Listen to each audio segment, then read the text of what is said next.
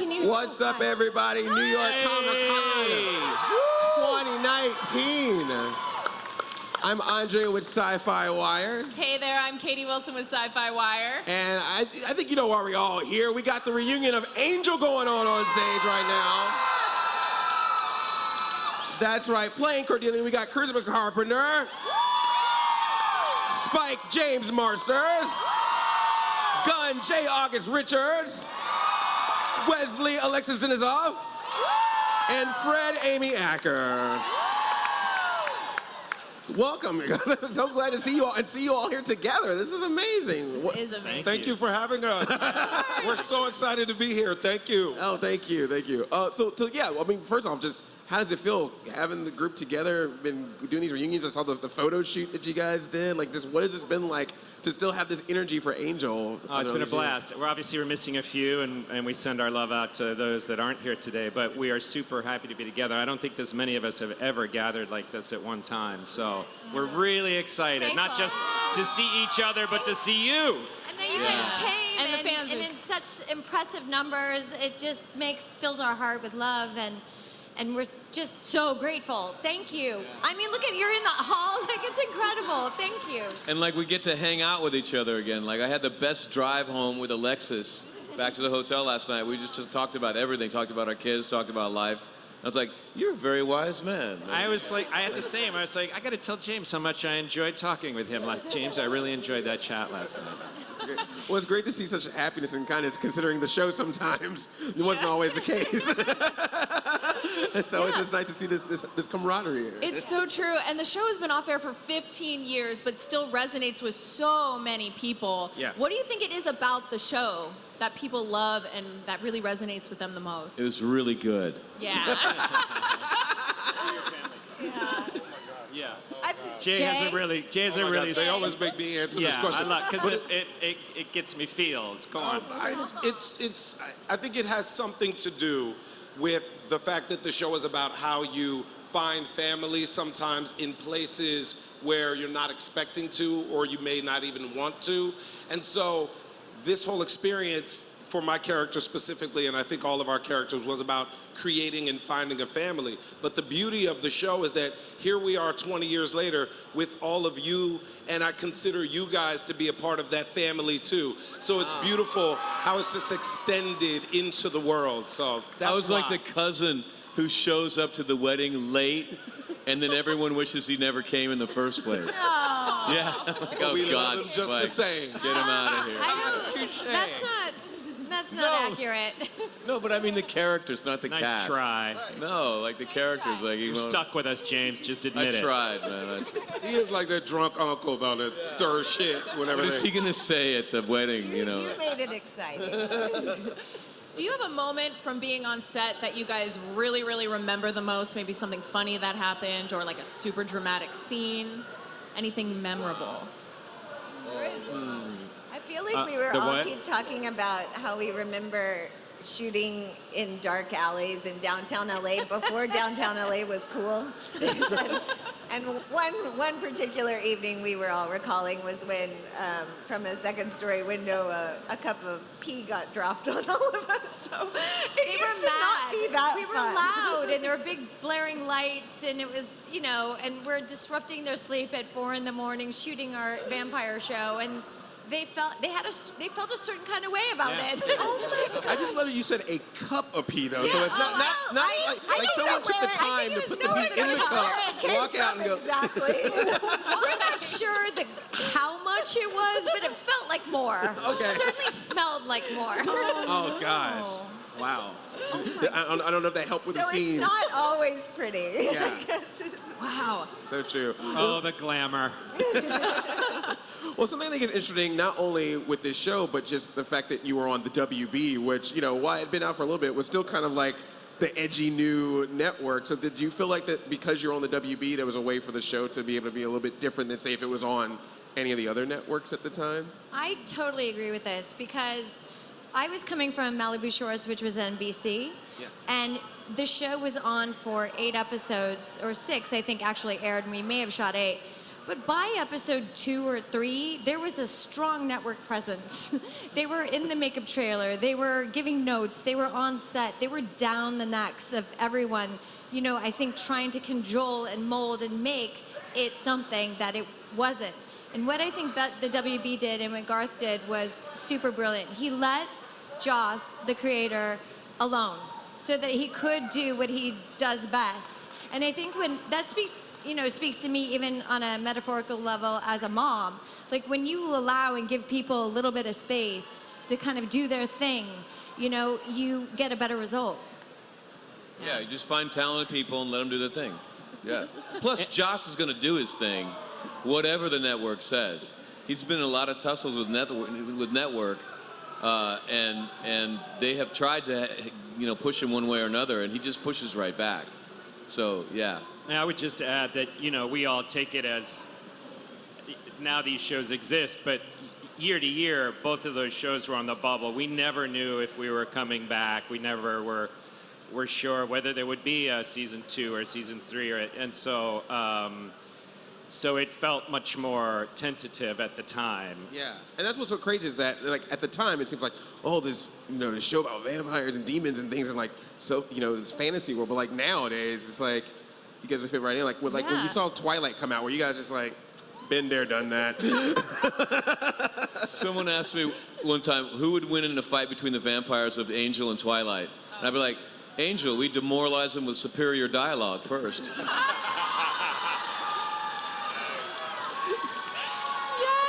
By the way, Alexis, I was watching you on TV. You look good, man. I was thinking that too. Yeah, right? And like, damn, that's a good close-up. Who are we talking about? You look good. You look good in 2 dimensions, man. It's just very nice. We need a close-up on Alexis, quick. Go. Yeah, please give a close-up. Give a close-up. You guys watching this Camera. too? Oh, they're like on Alexis. Yeah, moving Camera along, moving 3. swiftly to the next question. I see you, camera 3. Do the close-up. Come on, camera 3. Oh my goodness. Give us We your need to cheek see view. this. I want to see your blue steel. Wow. They're we're not asking, in they're asking for a control. close-up of J. Yeah. August Richards. Can we? What's up?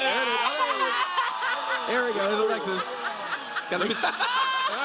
Can I see how I look real quick? Yeah, there it is. Good. Oh, yes. Give us that WB heat. Come on, Nice. baby. Oh my God. Oh, what a night. I look pretty good for how much drinking I did last night. Yeah, hey.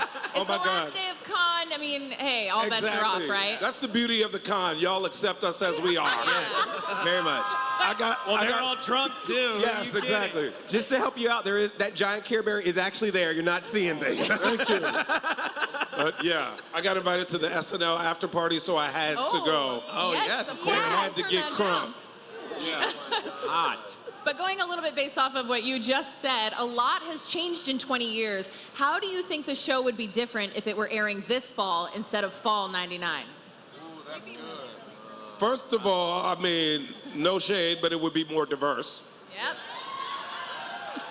Yes.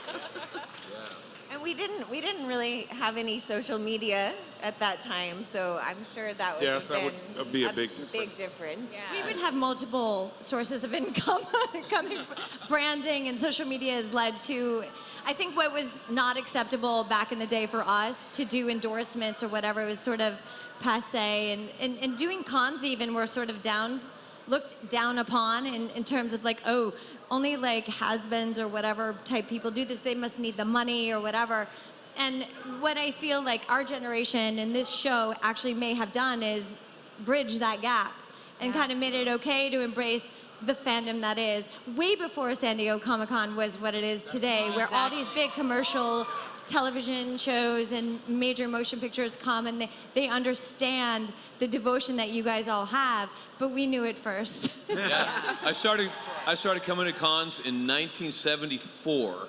Oh my God. Back when, whoa. yeah. I was dressed. This is back when there's only 2 things you could like: Star Trek or Space 1999. And we hated each other. We stared daggers at the Space 1999 people. And like I came dressed as Spock, like full regalia Spock, pointed ears, the boots, the tricorder, blue tie, and big blonde afro because I couldn't control my hair back then. Are there blonde photos? afro Spock. I like that. Yeah, but it wasn't on purpose. I was like, I can't do anything about the hair. Are there pictures of this somewhere? Yes. Probably, yeah. I'm sure. Yeah. You guys all have a job to Not do. that I'll give you, but yeah. I think we need to get out there to see that. So. So, regardless of how your character storylines may have ended and the show as a whole has ended, if you were to get a spin-off of your character today, what would you want to see them doing? That is a good question. Spin-off of Spike. Hi, Buffy. I grew old after all. Come on, give us a tickle. What channel would that show be on? I want to see ABC. I think that character's on Family Guy. Yes.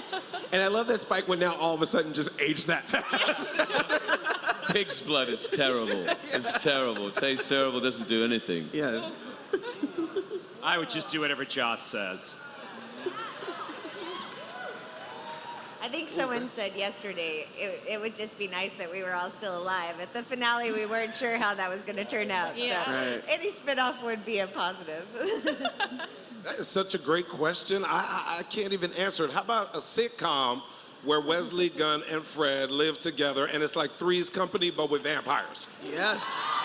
Wow. I like that a lot. That'd be hilarious, yeah. And I guess I'll be Phantom Dennis. I would actually watch that show. I would watch it That's too. a good pitch.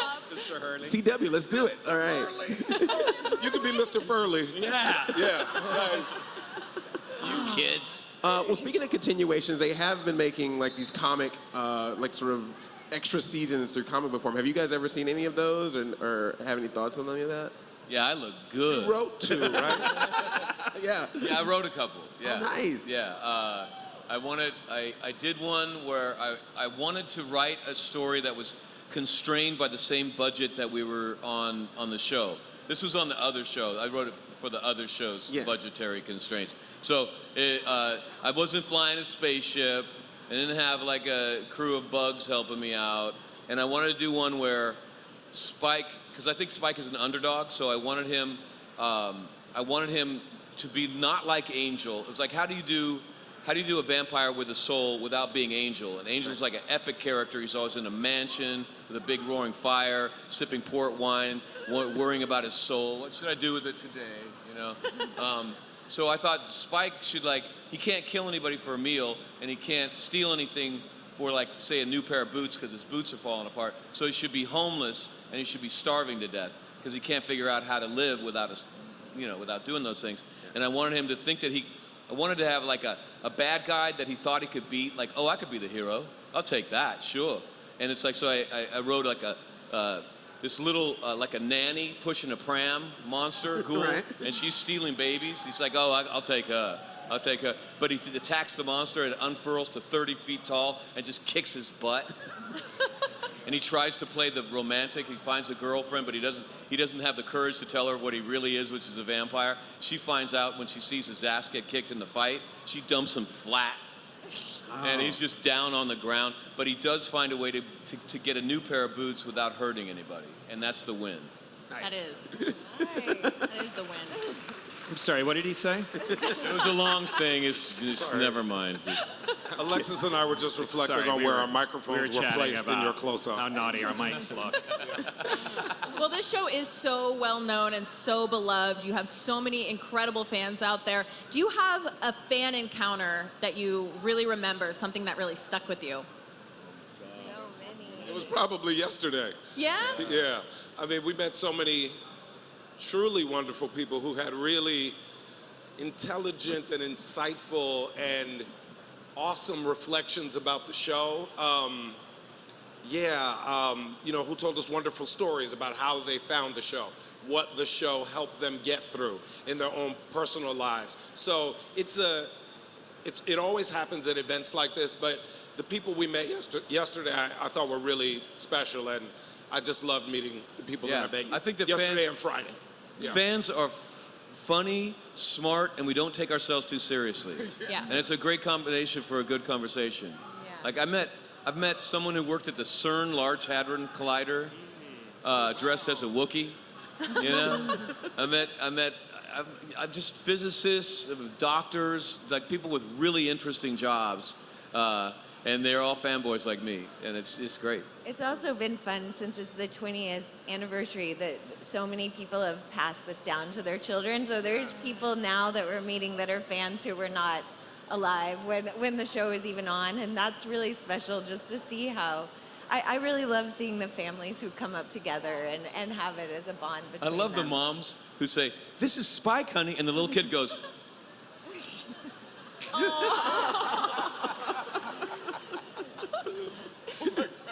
about for you? Do you have a fan encounter that really sticks out with you? I mean, I just want to echo what's already been said, that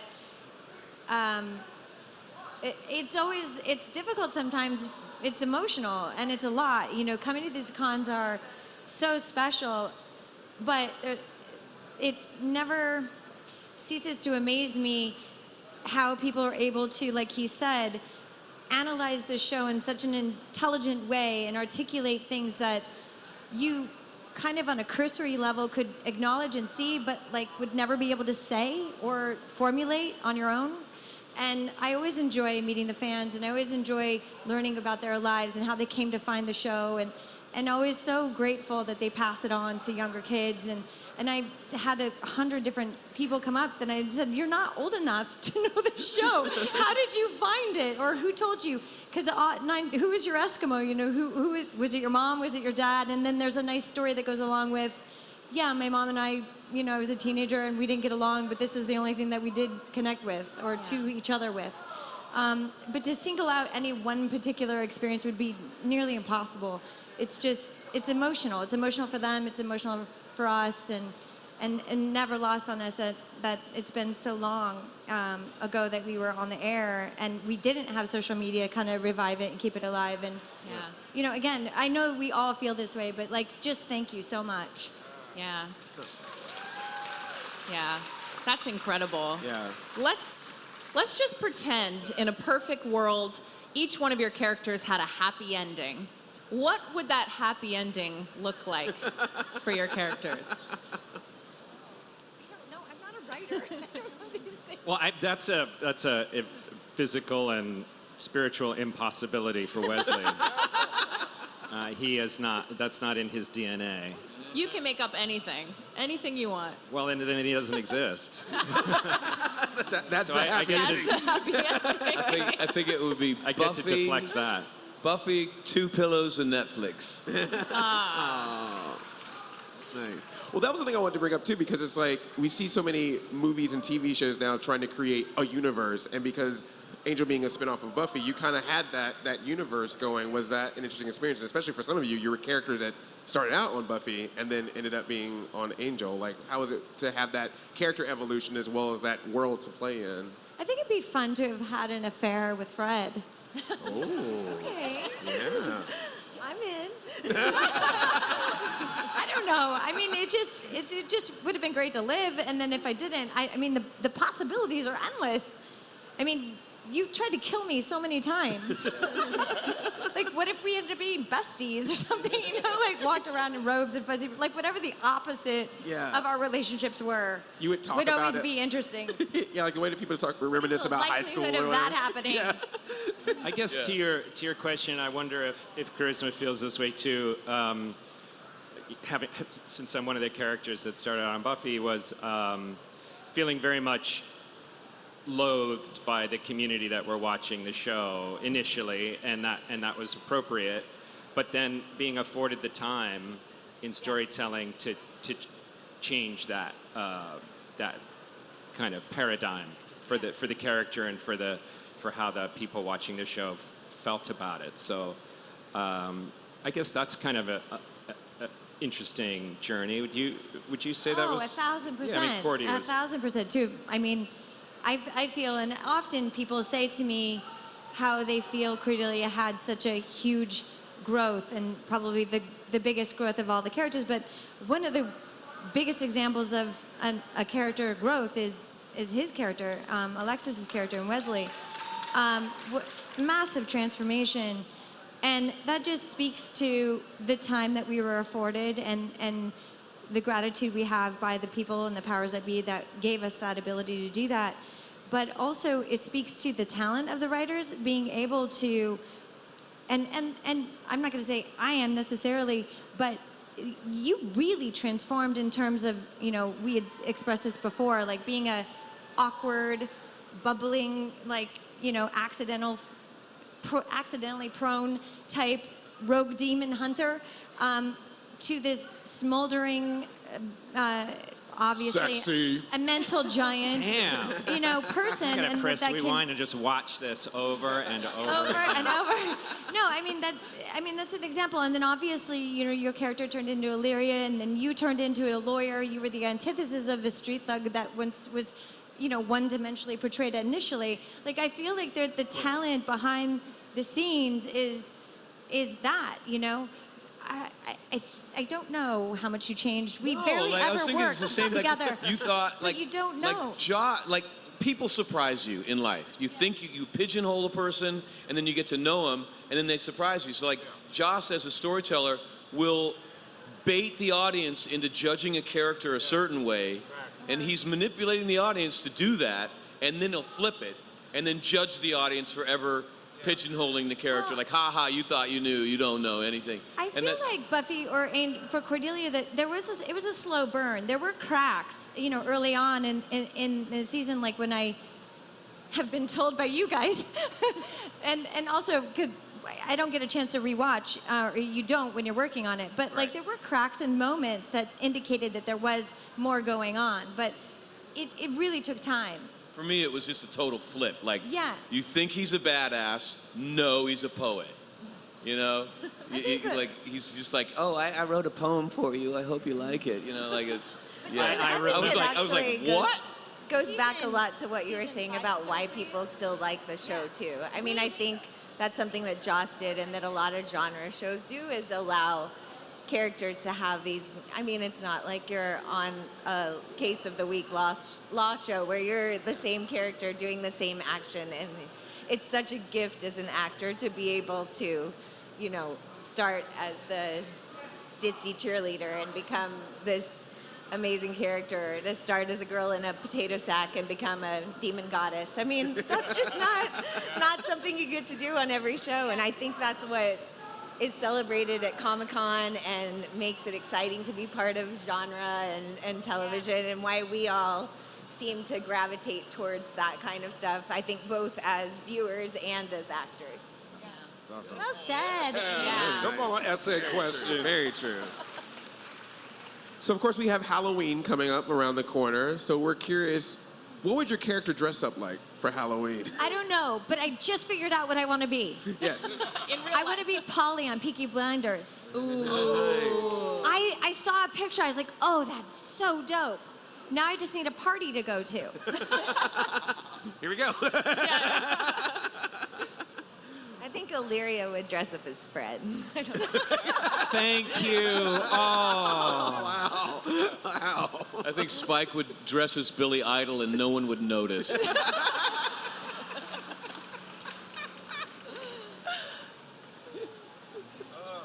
don't know, maybe Harry Potter. Yes.